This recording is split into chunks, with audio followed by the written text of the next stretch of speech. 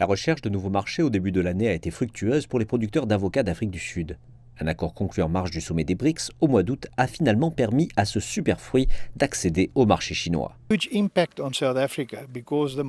Cela aura un impact énorme sur l'Afrique du Sud parce que les marchés européens sont saturés, en particulier les fournisseurs sud-américains.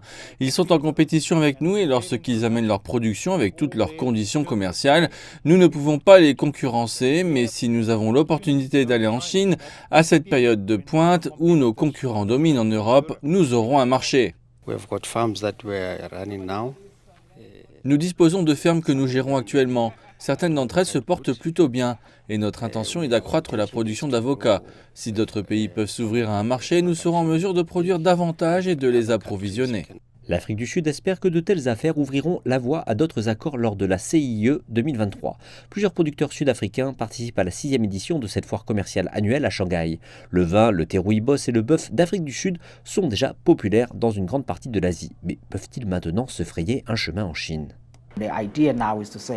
L'idée maintenant est de se demander comment garantir que les consommateurs chinois puissent également profiter des agrumes de haute qualité venant d'Afrique du Sud, des baies de haute qualité d'Afrique du Sud, des noix de haute qualité d'Afrique du Sud. Si cela réussit comme nous l'espérons, il y aura bien sûr des gains positifs en termes d'emploi en Afrique du Sud et des gains positifs en termes de gains d'exportation.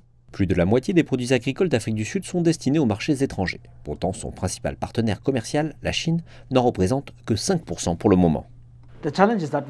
Les défis auxquels nous avons été confrontés en Chine sont dus à la manière dont nous négocions l'accès au marché. Nous devons procéder produit par produit pour gagner ce marché. Donc nous essayons de trouver un groupe de travail intergouvernemental qui limite réellement ces négociations. Ainsi nous ne sommes pas coincés comme à l'époque où il fallait 6 ans pour négocier sur un produit ou un fruit en particulier. L'Afrique du Sud est l'un des principaux partenaires commerciaux de la Chine en Afrique. En 2022, leurs échanges bilatéraux ont atteint 56 milliards de dollars, ce qui représente un peu plus de 20% du total des échanges commerciaux de la Chine avec l'Afrique. Mais les experts pensent qu'il y a encore beaucoup d'espace pour la croissance. Les producteurs agricoles d'Afrique du Sud ont largement bénéficié de la CIE par le passé. Ils espèrent capitaliser davantage sur l'édition de cette année afin d'approfondir les relations entre les deux pays.